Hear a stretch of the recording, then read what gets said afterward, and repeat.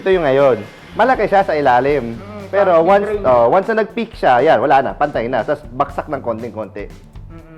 So there's a little bit of loss here and then same hanggang dulo. Pag nag-detress yan, hanggang dito yan.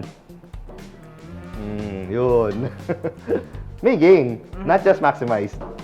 Okay na po yun, okay lang. Okay lang yun. Sige. Pero yun, kasi to make a 3-inch exhaust and a 2.5-inch exhaust, pareho yung presyo eh.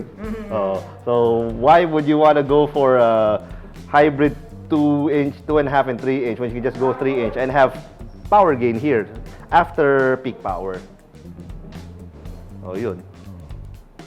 Meron din. So, at least dito may... Dito malaki. Dito malaki. 40 eh. Tangin na, 40 eh. 40. Ito, 40. 50. Ay, 60. O, 50 din. Pag na-remap to, lalakas pa to. Pag na-remap to, tataas pa to dito. Dito, kaya pa pataasin to. Tapos bababa dito. Pag ganyan.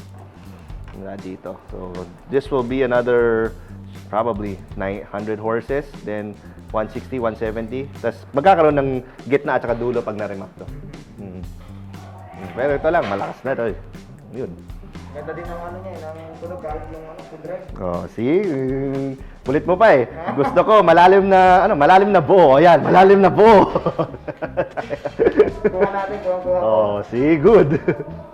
So now we actually have exact data on 3-inch downpipe, pretty much up to the muffler, and then dos media patapos. There is gain? Yes. Maximized? Definitely not. That's the data right then and there. That's our...